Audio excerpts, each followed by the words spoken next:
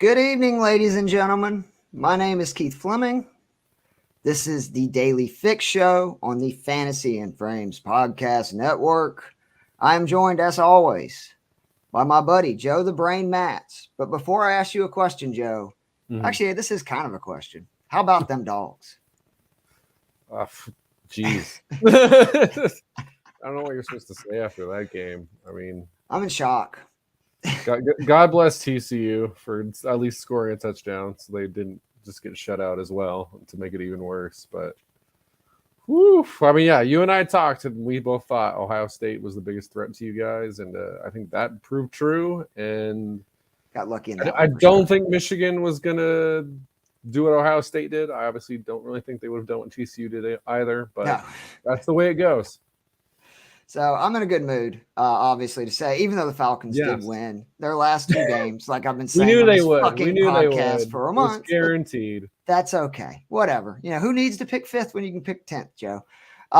We were going to actually have Joe Pepe, who is a writer for Fantasy Pros and Answer for Live Betting Show, friend of the pod, and honestly, like one of the nicest guys in the world. I've got to know Joe a little bit just from doing, obviously, the show. Great guy. Unfortunately, he had a family emergency come up, so we're sorry he's not here. I do have some of his picks, though, and if they are not, shared with me and Joe, I'm going to at least mention them, even though, Joe's not here to tell you why you should play him, but Joe's a smart guy. So if he's on there, you should consider him. But hopefully everything is good with Joe's family. And each week, we give the expensive, median, and bargain tier plays to help you fill out your Draft Kings lineup. The playoffs are here, Joe. It's a little bit different, right? Because we got a lot smaller slate. We got 12 teams to pick from, right? 6 games. Don't you think it's more important to try to figure out the game script, or at least having an idea of what you think is going to happen in these games is almost more important than picking a player, particular matchup, or their price? Yeah, when we're, obviously most weeks we're dealing with that main Sunday slate. We're still getting at least 10 games. So cutting that nearly in half and in half some weeks. Yeah, I think you really do want to have an idea of how you think games will play out. I think there's one game this week that I feel very confident that the offenses should do well. Let's get into it then. Is it Giants, Minnesota? It is the Giants, Minnesota. Okay. If anyone watched the first game, 52 points, right? Out. That sounds right. Yeah, it's 28-24. I looked it up. I was asking a rhetorical question like a dick. I knew the answer, Joe. Yeah. Because they would have won by a field goal, so it would have to be. Oh, that's right. So I was wrong. It's 51. It's 27. I did look it up earlier because the spread is 48. It's the highest of the games this weekend. Because, there's other games where when I just look at, like, statistical stuff, I'm looking at, like, DVOA. Chargers-Jags feels like a game that should have a lot of points. But at the same time, Jags offense looked a little off against Tennessee. The Chargers offense hasn't been full throttle lately, and their defense has been playing better. Jags defense has played better, but as we'll get into eventually, it's a very weak schedule. Opposing offenses. So that game's a little harder to read. I know the San Francisco, it's supposed to be a lot of rain on Saturday. I'm not sure how much of that will actually be during game time, but at minimum, very slick field. So that plays into it to some degree. Well, I don't want to hear that shit after watching them lose to Chicago week 1 in a very slippery field. Damn it, Joe. I think it's always different, though. If it's a slippery field and you're the home team, I almost always think that's an advantage. Like I remember, what was it, Carolina the year they went to the Super Bowl where they played Seattle and went up like 28 points because all the Seattle guys had like not deep enough cleats. And then they changed their cleats at halftime and they ended up losing the game by like 3. So it's one of those things where I think almost always home field advantage. There might be the rare occurrence where a team is like much better indoors, but usually those teams are built that way because they play indoors. So yeah, I would say home field advantage. I do expect, sadly for Seattle, I don't expect this week to go well for them. So Giants, Vikings, what's the high score game for you? Then if it's Giants, Vikings, what would be the second? I kind of think I might just roll the dice on Chargers Jags because Miami and Baltimore, unless Lamar Jackson shows up, he's not. There's no way. I'm saying right now there is. I would be surprised. Tua's not playing, so I don't think either of those teams can keep pace. Tampa Bay, Dallas is not a game where I'm betting on a lot of points. I'd go the opposite direction there. So yeah, I think if I had to pick one besides Giants Vikings, I would, again, I think there's variance there, but I think overall these are two offenses that are better than the opposing defenses. So I'd say Jags, Chargers. What about you? All right, then one, I agree. I think that's the two games to target, but that doesn't mean they're the only players you should target, because the other thing I wanted to talk about was, all right, which two teams do you think are going to definitely be down or in situations where we know they're going to run or throw? And I would say we know San Francisco is going to run the ball. That's a very high chance, right? Yes, I would 100%. Seattle's then therefore going to be in position probably where they're down. They're throwing a lot. Buffalo to me is the interesting one, and it's what I can't get a fix on because they don't really run the ball. But I expect them to be up, and I expect them to win easy. But is that going to mean like a big Allen rushing day, or is that going to mean he's going to throw the entire game? Like, that's the game I'm having the hardest time. That's harder to read. Cincinnati, I'm kind of going away from some of the guys in Cincinnati just because I don't think that's. I think it's going to be an ugly game. Yeah, and I think that Baltimore defense is also good enough that it's not going to be. I don't think they win that like 35-10. I think it's kind of similar to what we saw last week, actually. Right. Since he's leading the whole way, but they never quite pull away cleanly. I'm with you. All right. So again, this will be the last week I think that we're going to do the expensive, medium, bargain. Next week we'll start getting into lineups because it's just, I think next week there'll be 8 teams playing 4 games. And then obviously the conference championship, we're going to do the same thing for the Super Bowl. But this is what we love to do. So let's get right into it with the QBs. Expensive tier, Joe. I'm going to take Josh Allen 7,900. Let me just go ahead and get the most expensive guy at the QB position. And I'm sure you're asking me, Keith, wow, what great analysis you're giving me to take the most expensive QB as your expensive QB this week. But real quickly, let me just explain why. Allen scored at least 30 points in both games versus Miami this year on Draft Kings. He rushed for 47 and 77 yards in those 2 games. So Miami has issues stopping him from running the ball. That obviously raises his floor. But he also threw pretty well, Joe. 704 passing yards with 6 touchdowns to no interceptions in those 2 games. A reminder, in this same spot last year, a better defense in New England had a game where they went to Buffalo for a home wildcard game when they were outgunned and they had a young quarterback. He scored 38.9 points and threw 5 touchdowns, okay? I think they just scored again from that game right now, Joe. Right. I think the Bills not punt in that game. They didn't punt. I think the Bills end up winning this game big. And again, I didn't pick James Cook, and he is somebody that I like in that low price range. But I don't trust those running backs. And I think if the Bills end up winning this game like I do, I think Josh Allen's going to have another 30-point game. And then therefore at 7,900, he's a bargain, and he's by far the most likely quarterback to do that this week. Yeah, I see totally eye to eye with you on how that game plays out. There's not a better play. Obviously he's highest priced for a reason. He is the number one. If you're somehow in some fantasy league, like outside of DFS for the playoffs, you obviously want Josh Allen. He's a monster. He destroyed Miami twice. That first game, they didn't even score 20 points, and he scored 30. He had 70 yards, I think 2 rushing touchdowns or something. So, it's ridiculous. Like when the offense didn't really work, he put up 30 points against Miami. So, yeah, I can't argue that one at all. Although for variety's sake, really, I'm dropping down to 6,600. Justin Herbert. Again, to me, what I like about this one is I'm assuming a decent number of people will spend that money to get Josh Allen. And I mean, hey, power to anyone who does that because, again, awesome play. But I think Herbert, people are going to get scared off of. He hasn't had a 20-point game since he played Miami in week 14. So that's another reason to go with Josh Allen. But yeah, I mean, it's been 14, 7, 17, 19 the last 4 weeks. Last 2 weeks, he did throw 2 touchdowns back-to-back weeks, did not have a turnover. So it's not like he was playing poorly against the Rams or Denver. And again, Denver, that's a team that played with one exception against the Rams, very good defense this season, especially against the pass. We've talked about Denver's weakness was the run. So the fact that Justin Herbert had a strong game against them is a good sign.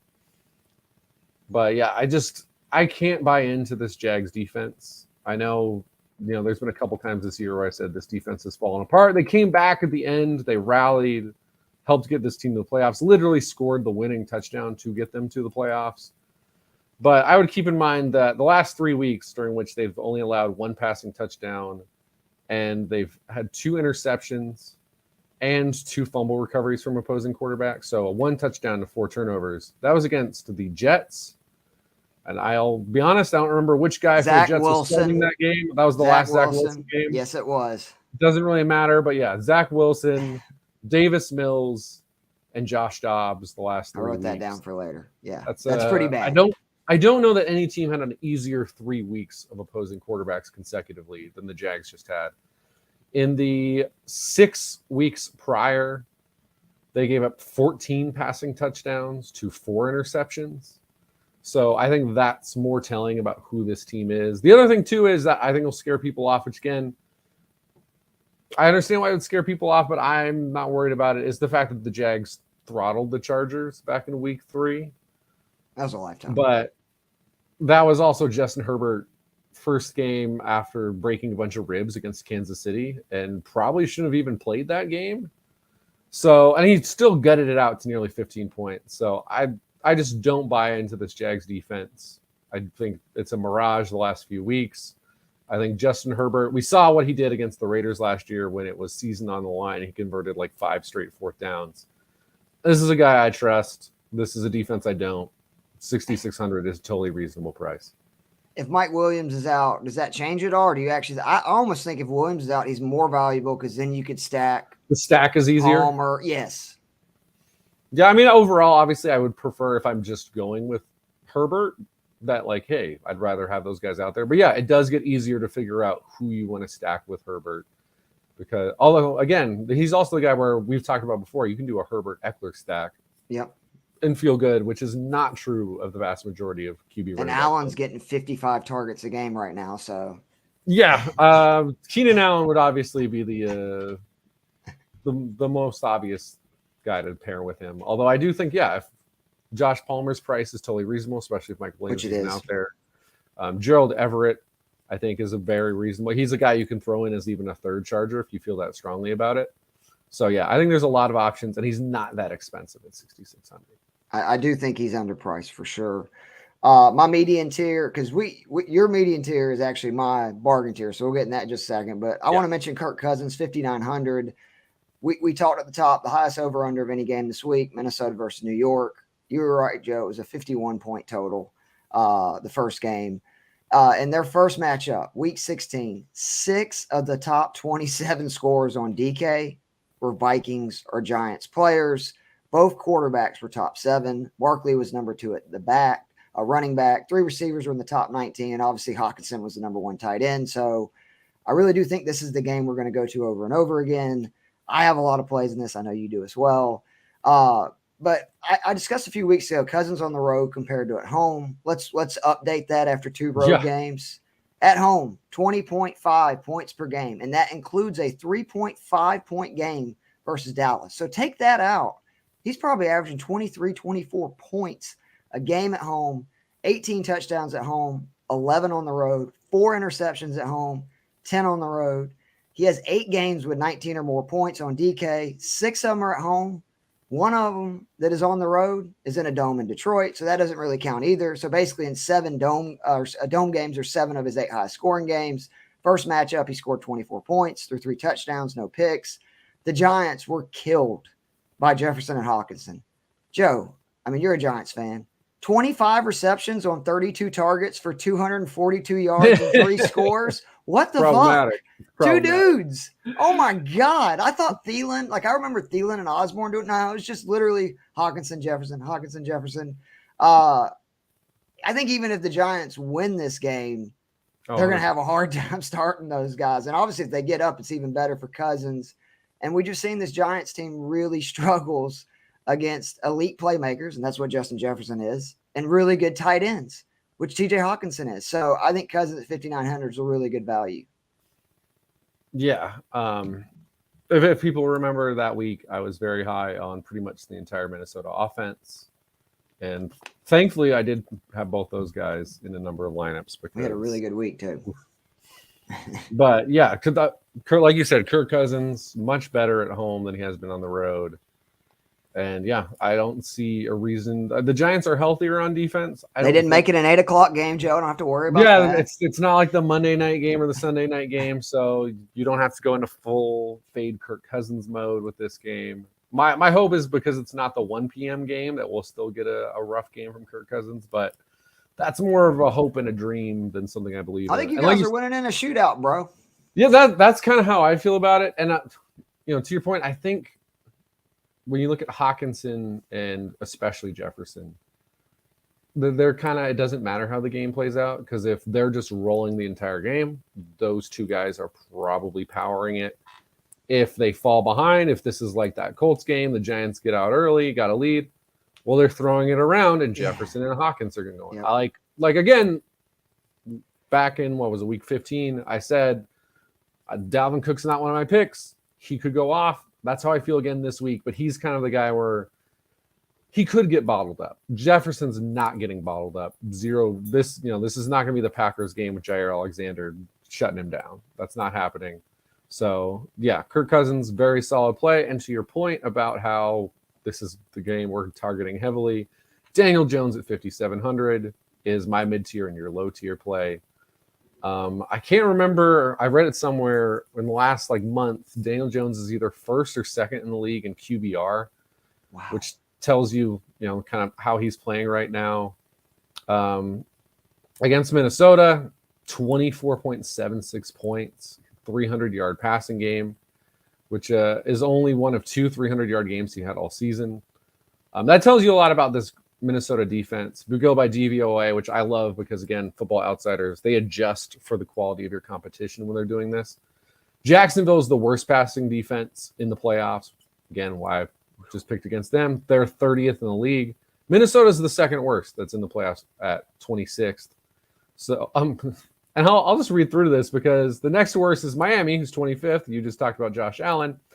And the next worst after that is the Giants at 22nd. You just talked about Kirk Cousins. We're not dumb, people. Yeah, okay? we're targeting we do the look weak up pass stuff. defenses. And I believe it's 5 of his last 6 games, Daniel Jones has either had double-digit carries or 30-plus attempts. So he's since either week 11, 350 yards on the ground, 4 rushing touchdowns. That's significant. Actually, it's 5 of the last 6. He's either had double-digit carries or 35-plus pass attempts. So really, it's just the Philly game, which was the total blowout game, which could happen a week from now, but I don't think Minnesota is going to totally blow the Giants out.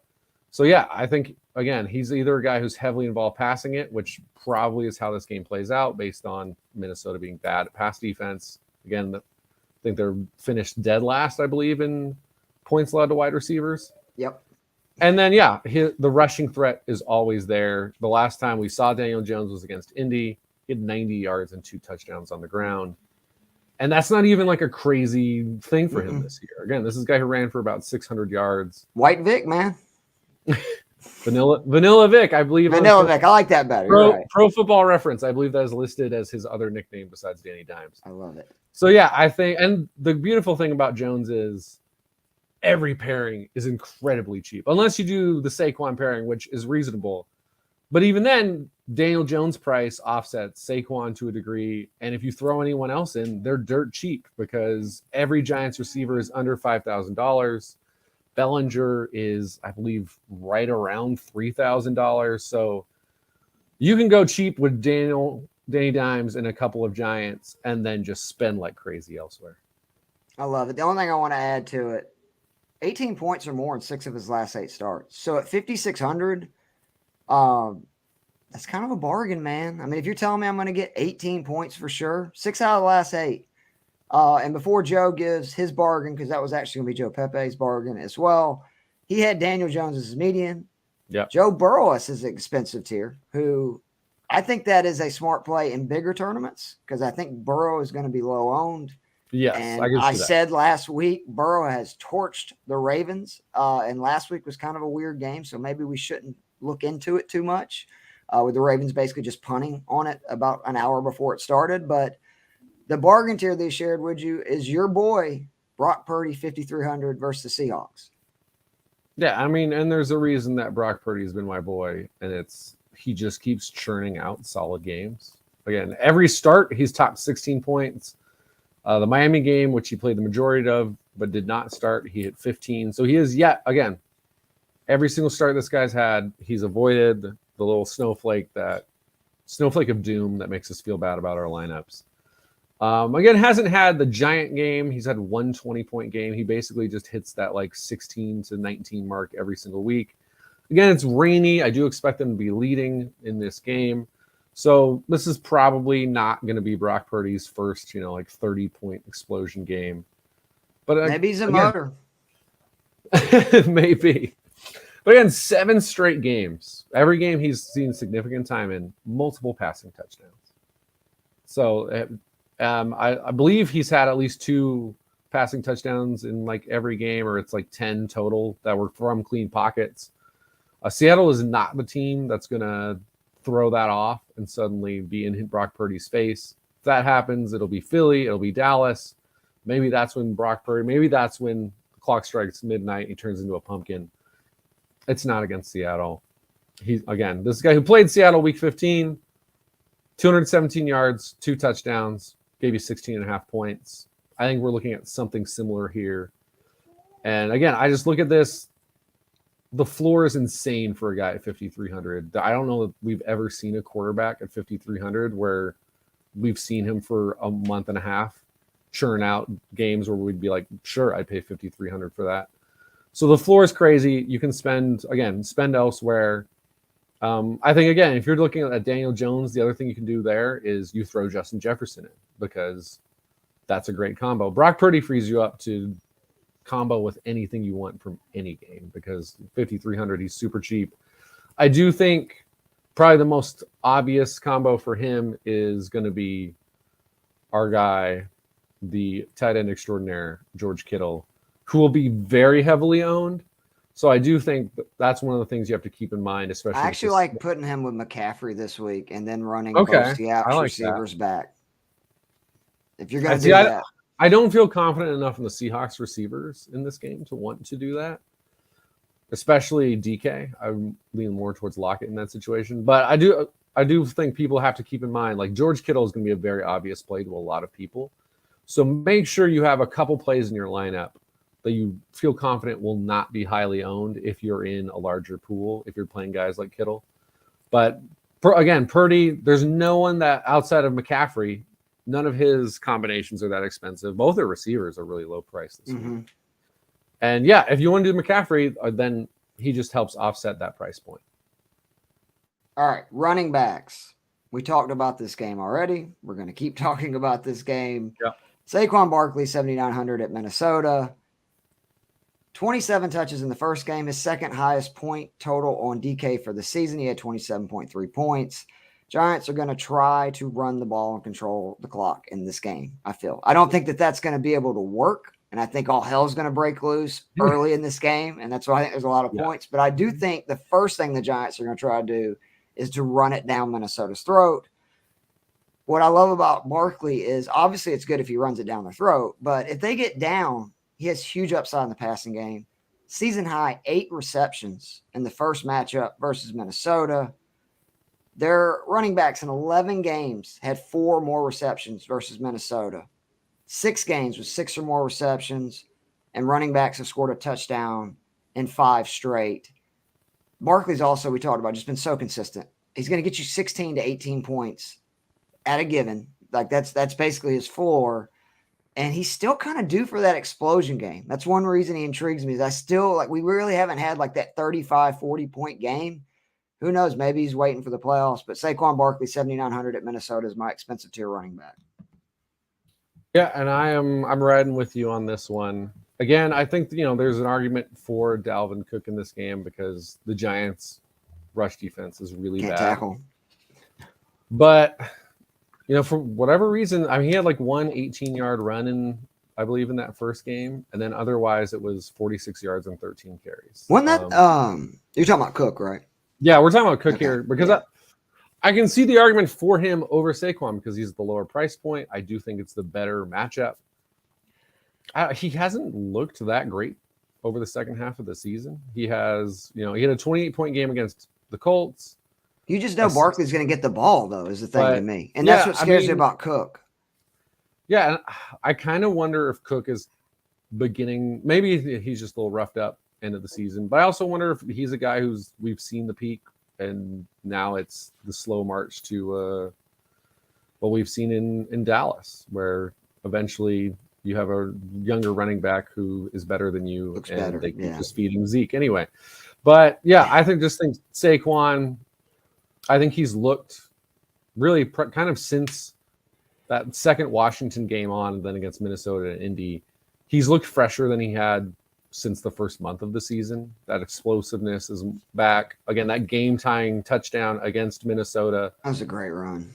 Fantastic play call, fantastic just Saquon being awesome. And then, yeah, the fact that he has 15 receptions over the last 3 games he's played, and 8 of them were against Minnesota. I just think, yeah, like you said, the Giants are feeding Saquon. We know that's the plan. They would prefer not to have the game be decided by, will Richie James catch the fourth down pass? Which, he dropped Kenny Golladay. Right. Well, Kenny Golladay, will we see him again after he finally scored his first touchdown as a Giant in Week 18? Sorry, Joe, that was mean. I'm sorry. So, yeah, I think, he's the focal point. Obviously, the downside is Minnesota should be doing everything they can to stop him.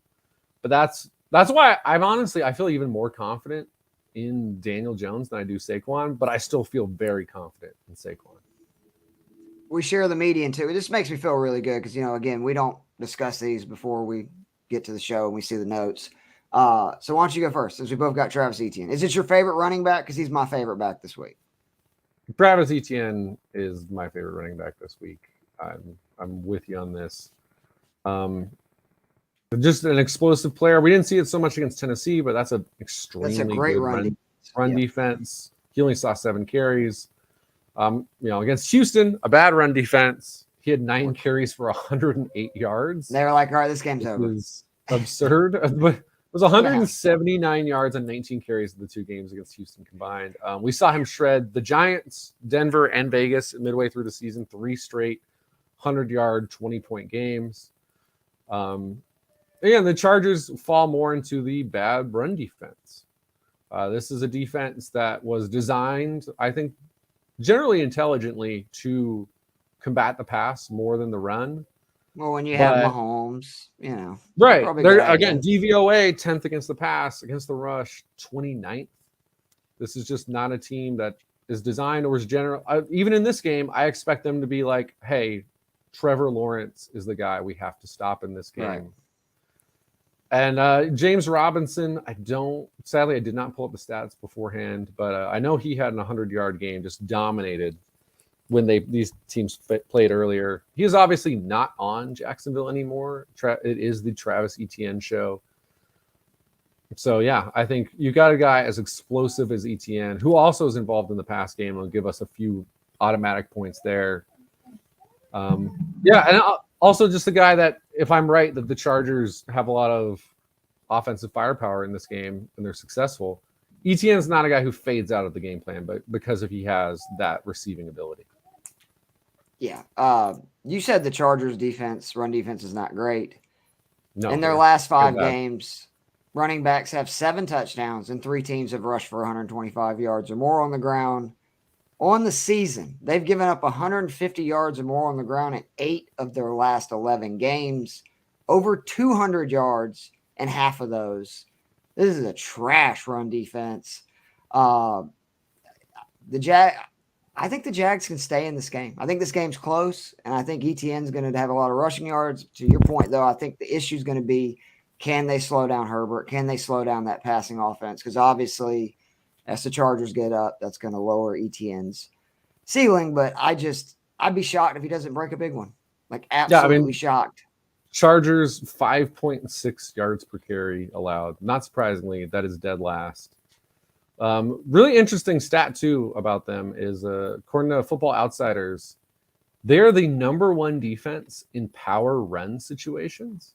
So you're talking 3rd and 4th or goal line, 2 yards or less. They're the best defense. Then you go second level, that's 5+ yards, open field. I believe that's 10+ yards down the field, 31st and 32nd, according to their numbers. So this is a defense that does good in end goal, obvious run situations. The rest of the time, they're rough. And yeah, the easiest defense in the league to break a big run against, which Travis and arguably, specializes maybe other in. than Tony Pollard, right? The most explosive back in football right now. Yeah, I mean, I believe Kenneth Walker, I think, was a big play I had against the Chargers earlier this year. Yep. It's a very, very similar. Obviously, he's more of a power guy than ETN, but again, 2 explosive guys who just create missed tackles. All right, bargain tier.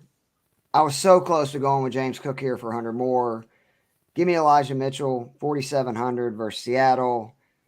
I think Seattle's going to get smoked in this game. We talked about that earlier. Yeah. Mitchell, 45 carries this season. Do you know how many yards per carry he's averaging on those 45 carries, Joe? I don't know, but I imagine it's a lot. It's a lot. The touchdown numbers are going to be yards crazy per carry. 6.2 yards per carry, and 45 is not like 10. He only saw 5 touches, obviously, in his first action from returning from IR again last week, but he turned it into 55 yards and 2 scores. He averaged 12 touches per game in the other 3 games that he played with McCaffrey. So he's going to get to run the ball in this game. And obviously, if they're up big, that number could increase. In the 2 games earlier versus Seattle, the Niners ran it 75 times for 359 yards and 3 scores. In each game, at least 2 rushers had over 50 yards. And Mitchell has seen at least 1 red zone touch in all 3 games with McCaffrey on the field with him. I think Mitchell's a winning lineup play. I really do. If he has the kind of game that I think he could end up having, if this game goes the way I think it will, I could see Mitchell scoring 15, 20 points. He's going to be really low owned. Some people probably still don't even know that he's back playing. I think this is a game San Francisco runs it down Seattle's throat. Oh, I very much agree. I honestly, I was expecting the James Cook play because this is kind of the obvious James Cook play is that it's a game where we expect Buffalo to win big. And actually, I think he had the higher snap number last week. Mm-hmm. But I have a different play, but man, I got really close to picking Elijah Mitchell. And I was glad to see that you had him because he's so cheap. 100% agree on that. Like, there's a chance that he ends up playing the majority of the snaps in the second half if this game truly gets out of hand. And yeah, last week he touches the ball 5 times and scores 2 touchdowns. So yeah, who knows? That could absolutely happen again. I'm going to go with the former 49er running back, and that's Jeff Wilson Jr. of the Miami Dolphins against Buffalo. This is obviously dependent on Raheem Mostert missing this game. He has a thumb injury. He has not practiced this week thus far. So if he practices tomorrow and he's good to go, then I would say either drop down to that Elijah Mitchell play or bump up $300 to Joe Pepe's medium play, which was J.K. Dobbins. So or you can let me sell you on Leonard Fournette here in a little bit on the spot. I mean, Godspeed on that one. I'm ready. I'll see if you can talk me into it. Let's go. I'm going to talk you into it. For me, it's Jeff Wilson. The last 2 weeks, he's had 15 carries, 16 carries, 2 and 3 receptions in those 2 games. Over the last 3 weeks, he's averaging just north of 10 points per game. He should see the majority of the play, especially if Mostert's out. And then the Bills, little shaky in the run defense. Post their Week 7 bye, according to ESPN, 2.4 yards after first contact allowed to opposing running backs. That is the worst in the league. And if you're Miami and you're trying to stay in this game as long as possible, you're running the ball, you're trying to control the clock, but you're trying to recreate the win from earlier in the season where you find ways to convert and yeah, I think that just means heavy Jeff Wilson, because as much as you'd like to fling it around with Tyreek and Waddle, I don't think you're doing that with either of the backups. A little bit more with Teddy, but yeah, I think Jeff Wilson is going to, at least in the first half, see heavy usage as they're trying to keep Buffalo off the field. And again, guy who has 11 targets the last 3 weeks. So even if they fall behind, I think he can be a reasonable play who gets you that double-digit points. Joe, just not that you need any help making your point, but that last game with Buffalo, Mostert and Ahmed, because remember, Wilson missed that one. They combined for 23 carries for 179 yards and a touchdown. So, yeah, you can run on Buffalo. I especially, I'm with you. If Mostert's out. Right. Again, Buffalo, another defense where I think it's generally smart to be, designed the way they are, especially when you have that offense. You're going to score 30 points. But the weakness is the run game. You can run on that team, and Miami is going to try as hard as they can to do that to stay in this game. As long as they can. All right, real quickly before we go to receivers, Joe Pepe's picks. He had CMC, obviously, versus Seattle. I think that's a great play. J.K. Dobbins versus Cincinnati, which the Bengals have at times struggled against the run. I like that play. And he was smart enough to go with James Cook. So yeah, he is the James Cook play. And just to recap J.K. Dobbins, since he came back, he's a bad Week man, 14, man. 15 carries, 120 yards. That's 8 yards a carry. Week 15, 13 carries, 125 yards. That's 9.6 yards a carry. 12 carries, 59 yards. A terrible for him, 4.9 yards per carry. And then week 17, 17 carries, 93 yards. That's 5.5 yards per carry. He is the monster we thought he would be before all the injuries happened. It's happening even without Lamar Jackson out there to distract defenses. He sat week 18 against Cincy. He is fully rested, ready to go. I love that Joe Pepe play on J.K. Dobbins. Yeah, I think you just sold me there. Great call by both the Joes there. All right, wide receivers. Wait. You didn't sell me on Leonard Fournette. I'm going to get to that in the flex. Oh, that's in the flex. He's my bargain right. flex. Right. I said you got to wait, Joe. Come on. That's spoilers. right. Oh, man. All right. Got me all hyped up to hear about this. Oh, I'm going to argue it, though, because I really do actually more. I like it a lot at his price point. All right. Allen, $7,000 at Jacksonville is my most expensive receiver. The rumor is Mike Williams needed help to get on the bus after the game. That does not make me optimistic that he's going to play this week. Since Allen's return in week 11, 5 catches or more in each game, averaging over 10 targets per in that span. All 4 of his touchdowns have came in that 7-game span. His last 6 games, 20 or more points in 4 of 6, over 100 yards in 2 of his last 3. Facing a Jags team that struggles against the pass. This is why I love you, Joe. We come to the same information. I said they looked better the last 2 weeks, but that was because it was versus Zach Wilson, Davis Mills, and Dobbs. Like it does. It makes you look a lot better. What we talk about all the time. Look who they played. Just a reminder, some of the receivers that have torched them from the slot, which where does Keenan Allen line up a lot, Joe? That would be the slot. CeeDee Lamb, 7 for 126. He's 6 in snaps from the slot at wide receiver. Amon St. Brown, 11 for 114 with 2 touchdowns. He's 10th in snaps from the slots. Allen is 24th in snaps from the slot. I was going to screw that up. Good Lord.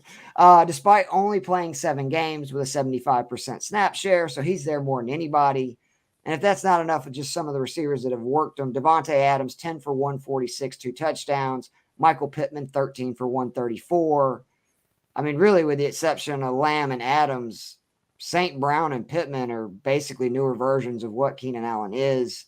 I expect him to have at least 7 receptions in this game, probably over 100 yards, and at $7,000. If Mike Williams is out, he's way underpriced. Yeah, I like that one a lot. He is my high-end flex. I don't know if Tyson Campbell ever shadows. As far as I know, he does not, because he's a very good corner on Jacksonville. Their other corners are not great, especially in the slot where Trey Herndon is the 85th graded coverage corner on PFF. So, yeah, if you're giving me Keenan Allen, who a majority of the time lines up in the slot, you're giving me a guy who is outside the top 80 in coverage grade among corners this week, I'm feeling pretty good about that one. So, yeah, with you all the way there. No surprise here. I'm taking Justin Jefferson, 8,400. I definitely do not care that he only scored 10.3 points the last 2 weeks. Obviously, Chicago, he didn't play a whole lot. He might be angry. That's why I'm kind of like excited about this. Green Bay, hey, man, that was impressive as hell from Jair Alexander. Obviously, Green Bay got absolutely torched. Best game of the year for Justin Jefferson. Week 1, 42 points. And then, only 2.5. Sadly, Jair Alexander will not be walking through the Giants locker room to help us out this week.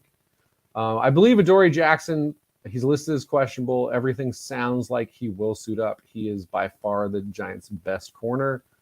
But also, he hasn't played in a month and a half, and his first game back is against Justin Jefferson. So I don't feel awesome about it. So he did miss the last Minnesota game, right?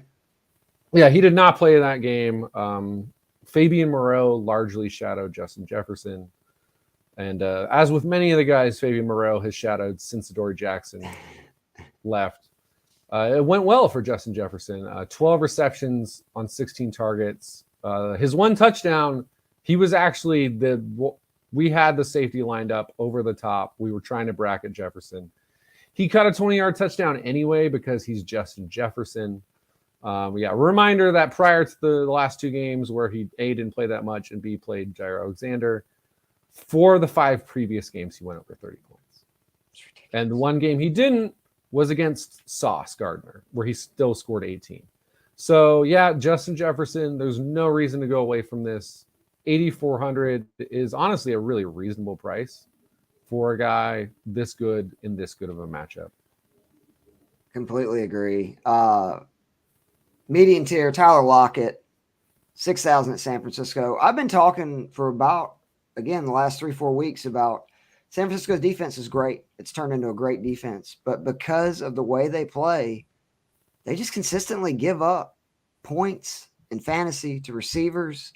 I think Lockett's going to, earn that here. He scored double figures in 13 of his last 15 games. He's really had an incredible fantasy season.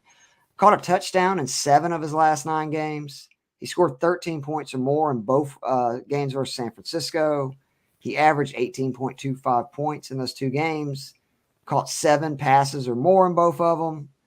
And again, I've discussed in recent weeks wide receiver score on the Niners just since week 11. AJ Green, 18.1 points. Devontae Adams, 37.3 points. Jahan Dotson, 19.6 points.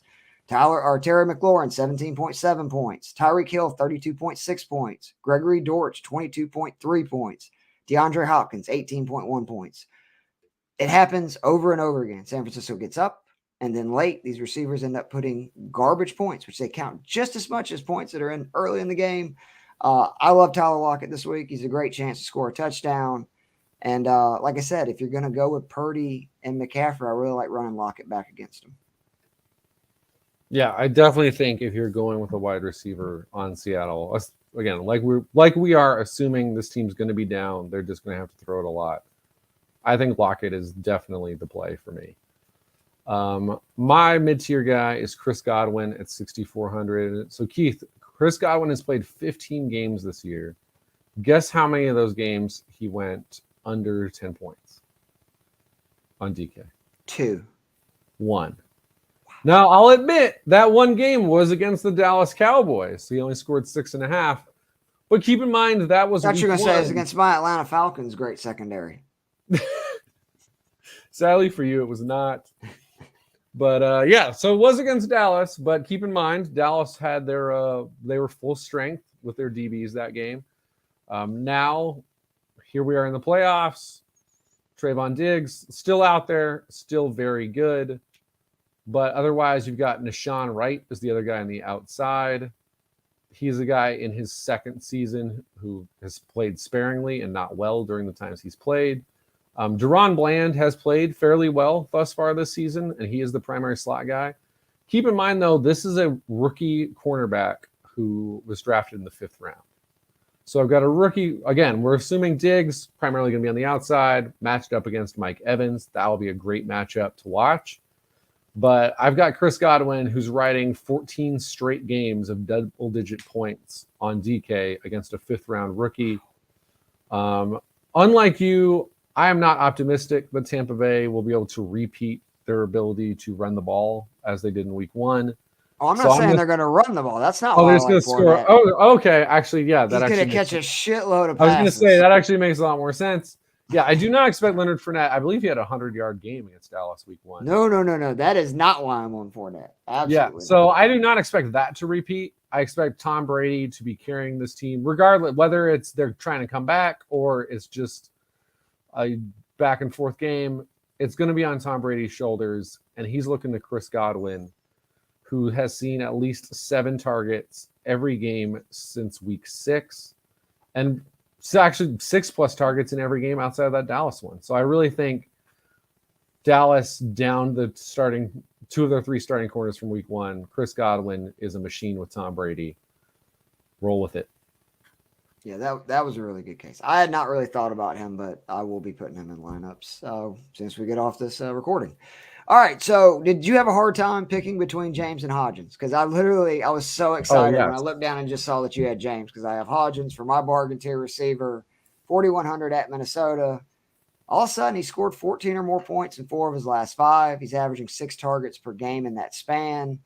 Has 4 or more receptions all 5 of those games. So his floor continues to kind of just creep up a little bit, which I like. Scored again in 4 of those 5. Had his highest point game on DK versus Minnesota. It seemed like everybody did week 16, where he also had his most receptions, his most yardage.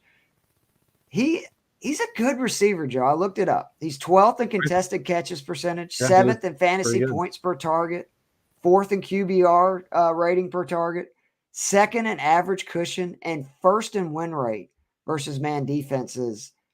I don't think it's a fluke that he had such a big game versus Minnesota the first time. I think he has a good game this time. And I love the Daniel Jones, Hodgins, James stack, because you can do a lot with that. Yeah, I'm with you. I actually haven't looked up the numbers, but having watched every Giants game, he feels like the go-to wide receiver when we get into the red zone, which is obviously incredibly valuable. I believe I can't remember who our guest was that week off the top of my head, but I remember, or maybe that was the week that I actually was on the full Sunday pre-Sunday show, but you do more research for that one's what you're saying. Right. Well, I remember someone asked me about whether Hodgins was the play there. And, I said I leaned towards Slayton. It was. You're right. It was a Sunday morning show. Yeah. And I was like, oh, Hodgins, I don't think he's a bad play, but I would lean Slayton just because he's been the big play guy. Slayton had the worst game, and I think he had a double-digit game that week, which tells you a lot. But yeah, Hodgins, I hope he's back next year, because while we still need an actual true number 1 receiver, he's really shown some stuff over the last 2 months. I went with Richie James at 3,900, who also had cheaper Chris Godwin, right? All right, I will not jinx him in going that far, but also had for DK. I'm not saying it's a player, but also had a career game against Minnesota. 8 receptions on 11 targets, 90 yards. He has actually scored double digits in 5 of his last 7 games. 4 of those were 15 or more points. And if we break that down even further, 3 of the last 4, he's hit 17, and the one miss was still at 3,900, a very reasonable 8 points. And this is the defense you want to face on that. Obviously, they've been bad all around against wide receivers, but they've been especially poor against slot guys. That makes sense when you look at their DBs this year. Patrick Peterson actually had a really kind of revival year on the outside. Patrick Peterson. Duke Shelley is only 5'9", but he also has played well on the outside. Meanwhile, Chandon Sullivan, 105th in coverage grade in the slot. So, Richie James is seeing those targets. Now, hopefully he doesn't have a key drop like he did last time against Minnesota. But, 3,900, a guy who's getting double digits more often than not, I feel great about it. And, like you said, I mean, every Giants receiver is cheap. Hodgins, what did you say Hodgins was? 4,100. Then you go Slayton's 4,200. All the combinations are incredibly Joe, cheap. you're talking about like 13, I think it's 13,500 to play Jones James, and Hodgins. I mean, you talk about freedom. I mean, you want to play Jefferson? Who you want to play? You can play anybody you want.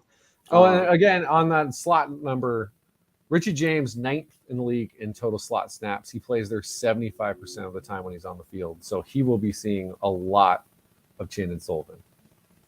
So, Giants receivers.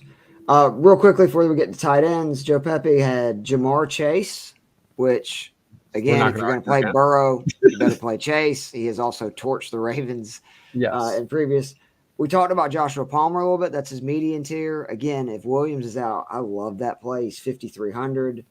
And then I do like this bargain one because I'm big on Allen, and I may actually stack him with Allen in some of my lineups. But Gabe Davis, 4,800 versus Minnesota. The thing about Davis that I like, especially if you're doing bigger tournaments, is he's one of those guys that he could just go off for like 30 points out of nowhere, which is always good.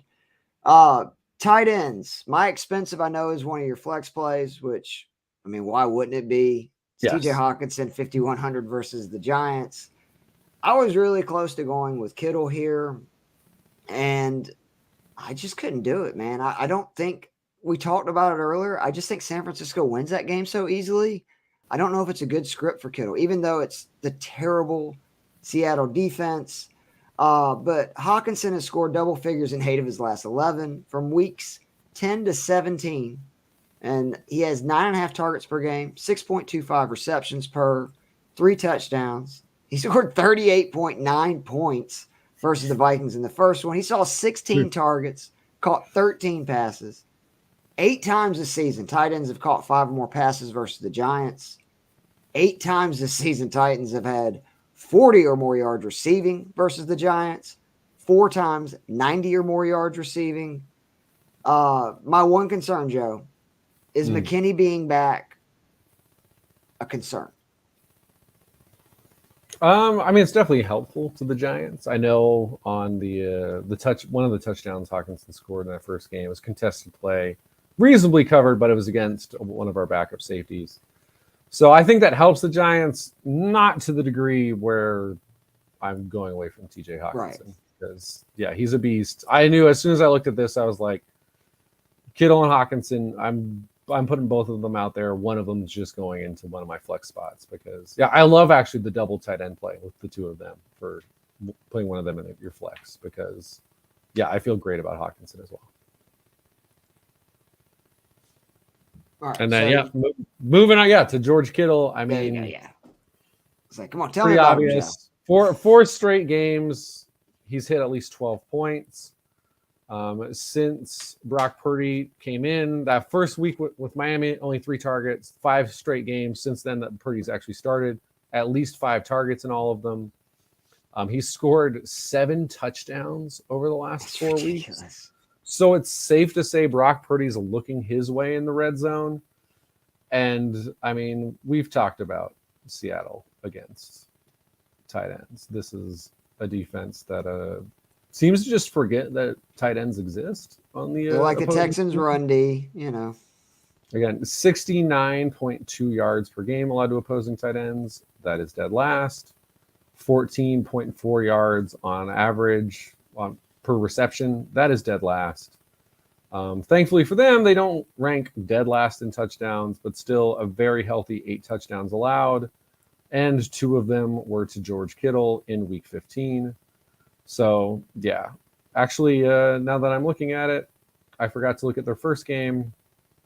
Kittle didn't even play in that one. They still gave up a touchdown to whichever backup tight end it was for the Niners in that one. So, this is maybe the worst defense against tight ends against George Kittle, who is vibing with Brock Purdy right now. So, again, the thing I really would keep in mind with George Kittle is a lot of people are going to have him in their lineups. He's going to be very heavily owned. So make sure you're doing something with the rest of your lineup where you don't think a bunch of people are going to have the same plays across the board. He scares me a little bit. I'm not going to lie. Again, I just worry San Francisco gets up big and he's not involved. Because I could see them just running it down Seattle's throat.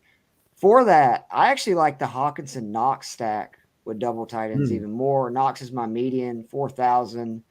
He had a disappointing first 9 weeks. Weeks 1 through 9, double figures on DK 1 time. 4 or more receptions, twice. 40 or more receiving yards, twice. Weeks 10 to 18, double figures on DK, 4 times. Now we're talking. 4 or more receptions, 4 times.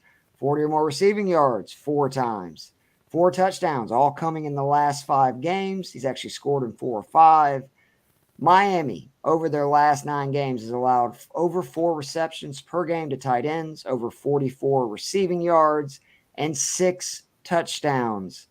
Knox's highest point total on DK, highest receiving yard game. Both came earlier when they faced Miami. I really like an Allen, Knox, Hawkinson lineup. And by the way, we're going to do this tomorrow night. I'm going to record a short, maybe 5 minutes, do a lineup. I don't know which one I'm going to go with yet, but I'm starting to piece them together. I really do like putting Hawkinson and Knox together because I think they both have decent floors this week, and I think they both could have just explosion games because they're defenses that really struggle with tight ends. Yeah, tight end is actually the really good this week. Really fantastic this week. I mean, yeah, you have Kittle, you have Hawkinson. Who knows? I'm going to tell you, I got lineups with my bargain tier and flex too. Yeah, we are not picking Evan Ingram this week. That means he will score 25 points. Yeah. The Chargers. Right. I believe Joe Pepe had Dalton Schultz, who Tampa Bay's 27th against. I mean, you look at that mid-tier kind of group of Schultz, Knox, Everett. Throw a dart. All 3 of them 25th to 29th, the opposition on DK. So, yeah, these are decent tight ends in plus matchups. I'm going with the cheaper one in that mid-tier. That's Gerald Everett, especially, again, if Mike Williams plays, maybe, then Knox is 100 more. Let's throw in Knox. Let's throw in Schultz for 400 more. Again, we didn't pick Evan Ingram, so he'll probably be awesome. But what I like about Gerald Everett, he's not going to murder us. He did have one. I don't know. Actually, I should double check if he played in that Indy game. He didn't. He didn't have a high snap count in that game. I don't know if he got injured or what. 0 points in that game, but in the last 6 games, otherwise between 7.8 and 13 points. So he's kind of consistently getting 4 to 8 targets, getting us right around that double-digit mark. And while all of those matchups are good, I think outside of that Seattle defense, the best matchup you're going to find is against the Jags. I know in DVOA, the Jags are actually dead last. They're 32nd in DVOA. The Giants are 31st, and Miami is 30th. Again, plus matchups. When you do the breakdown, the last 8 weeks against the Jags defense. Now, this is all tight ends, not just individual tight ends, but 6 of those 8 weeks, opposing tight ends went over 60 yards, 5 of them over 80 yards, and they gave up 6 touchdowns in that time. So they gave up 1 touchdown the first 9 games of the season against tight ends, and they've given up 6 over the last 8. So trending in the wrong direction if you're the Jags, right direction if we want to play Gerald Everett.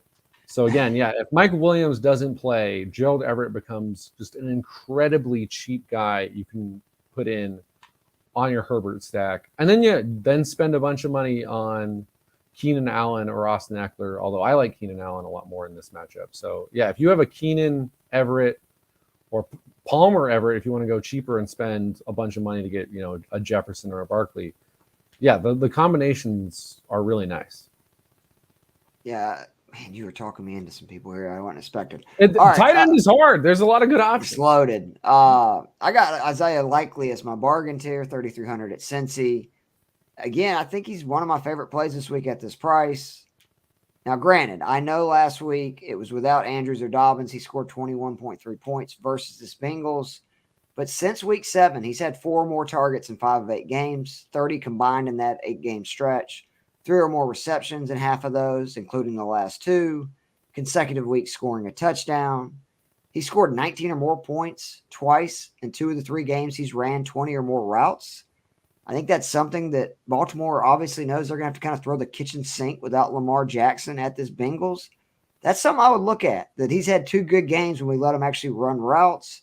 I think the Ravens are going to use both Likely and Andrews. I think they're both going to be in use. Andrews, by the way, is also a good play this week. The Ravens tight ends, 2 games versus the Bengals last week, which again, without Andrews, 12 receptions, 153 yards for their 2 tight ends. In week 5, 10 receptions, 95 yards and a touchdown. 7 of 16 games this season, the Bengals have gave up 70 yards or more to opposing tight ends. Finally, likely for tight ends is 8th in target rate, 9th in snaps in the slot, 2nd in average cushion, and has 11 red zone targets, which is 8th among tight ends.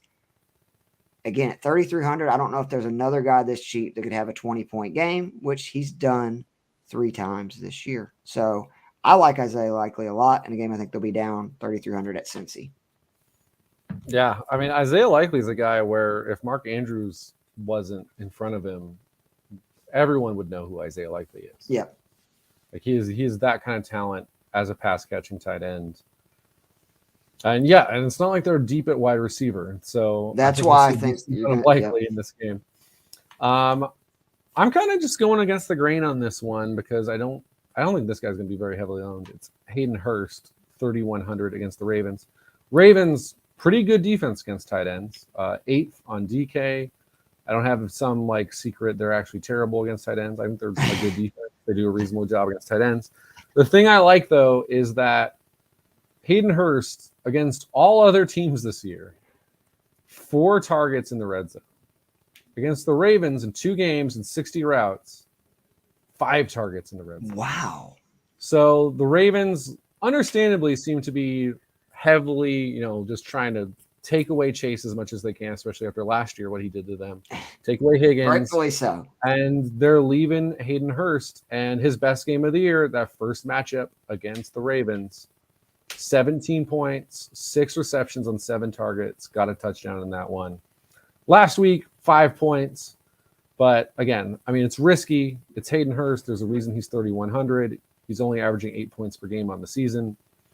But yeah, again, 5 targets in 2 games inside the red zone against the Ravens, including his best game of the year. So if you're looking for a guy who's just real cheap and someone that won't be in a bunch of people's lineups, if you're in one of those giant contests, Hayden Hurst could be a good pivot. I like that. Again, Joe's plays, Joe Pepe's were Kittle, who we talked about, Schultz, who we mentioned, and Knox. Moving on to the flex, since Joe's already gone over both Keenan Allen, who's expensive, and TJ Hawkinson is median, I will quickly go through these 2 plays. Actually, we'll get through CeeDee Lamb quickly so I can convince you on Lenny Fournette. Lamb, 7,700 at Tampa. Since Dak's return, 19.47 points per game on DK, double figures in 8 of 10, 20 or more in 4 of his last 8. Among wide receivers, he is 4th in targets, touchdowns, and receptions, 9th in deep targets, 8th in route win rate. He is going to torch Tampa Bay if Dak can play well. Obviously, I'm concerned about Dak with what we've seen recently, but I know that no matter what, if Dak's throwing, it's going to CeeDee Lamb a lot, and he's been great. He is exactly what me and Joe talked about in the preseason, and then didn't look so smart when Cooper Rush was quarterback the first 6 weeks, and then feel a little smarter now. All right, let's go to the median, Joe. Leonard Fournette. I want to convince you. It's 5,300. You know how many of the last 15 games Leonard Fournette has scored double figures in? Fuck, I have no clue. 12 of the 15 games, including 7 of his last 9. I am surprised. I will admit. He's caught 4 more passes, Joe, and 6 of his last 7, excluding last week, because last week doesn't count, obviously. He had 40 targets in those 7 games. In his 5 games versus teams in the top 10s in sacks and pressures. And guess what? We know for a fact Dallas is in that list. He played New Orleans twice, Dallas, Baltimore, San Francisco. He had 22 receptions in those 5 games. Again, over that 4 per number. 6 or more receptions in 3 of his last 5 games. I think he has a high floor because of his pass catching. And I like him more than Jeff Wilson, who I had originally, because even if the Bucs get down, that raises his value. I don't know if you can say the same for Jeff Wilson. And again, if Fournette scores a touchdown, I think he's going to score 15 to 20 points because he's going to have 4 to 6 receptions. He's going to have 30 to 50 receiving yards, and whatever his sorry ass can get running the ball, which we know that's not going to be much. Yeah. But at 5,300, I think he's a sure thing to get about 10 points or more. No, that is a very, very good argument. I had not realized the consistency. I mean, it makes sense. I believe Tom Brady set the record for pass attempts in a season this year. Granted, 17 games, but he threw some insane number because, again, they can't run the ball. He's always thrown to backs, too. People forget that. Brady has always thrown to backs. I don't know that there's ever. He's the GOAT in general, but also at throwing to running backs. He is the GOAT. So that makes a lot of sense. You've talked me into it. I think I'm going to put Leonard Fournette in at least one of my lineups. I don't know that I can go heavy. No, I'm not saying I'm all in on him. Yeah, right. There's always needs to flex, right? Yeah. Yeah.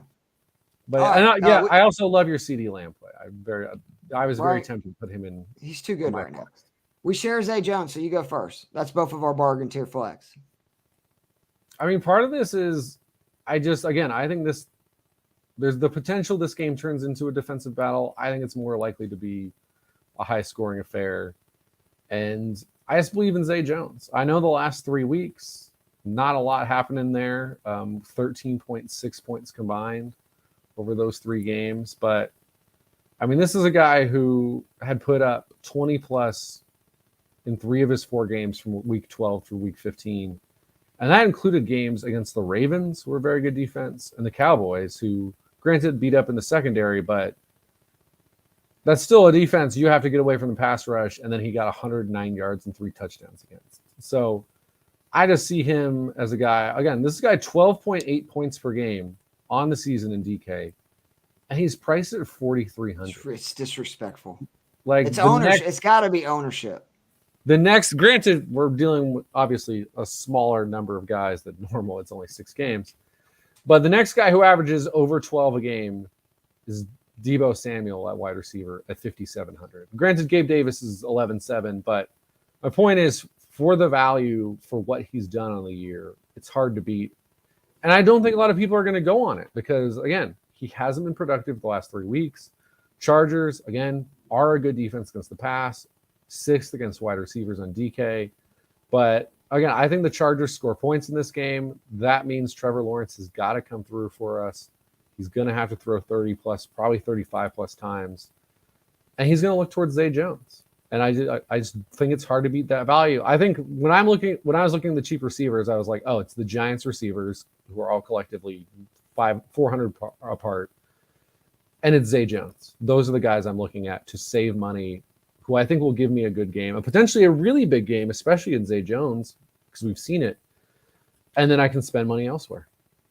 The volume's ridiculous. Since week 11, 7 games, 56 targets, 35 receptions. That's the number 1 receiver you're getting for 4,300. And by the way, first matchup versus the Chargers, 10 passes, 85 yards, and a score on 11 targets. Yeah. If you don't have Zay Jones in your lineups this week, I don't know what you're doing. Like, I really don't. I think it's arguably the best play this week. He's in every lineup I have right now. That's probably not going to continue because, you don't want to overdo it. But right, but I don't think you can get a better play, man. In a lot.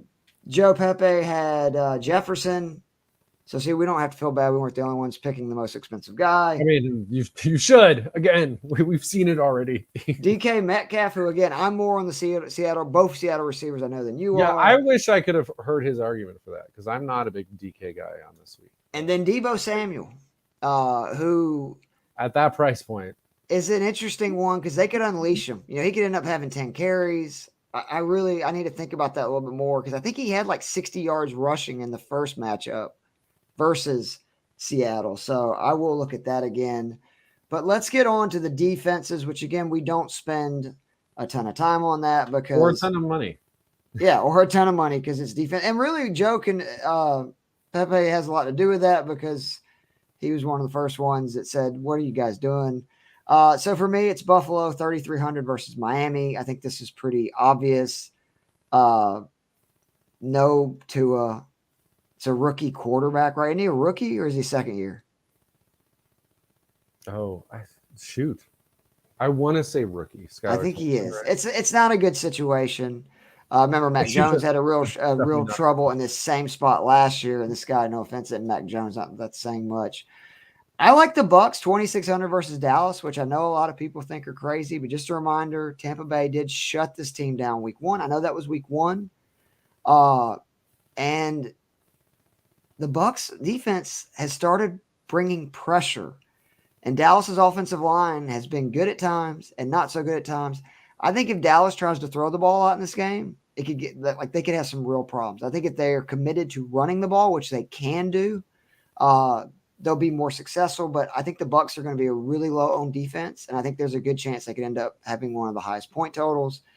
And then Baltimore is really just a shot in the dark, kind of what we were talking about earlier, Joe, that I could just see the Cincy-Baltimore game being one of those. AFC, what did they used to call it? The AFC Central. Now it's the AFC North, right? Like just these battles, like when you used to get the Steelers-Bengals or, the Steelers-Ravens, like where it's smash mouth football for 60 minutes.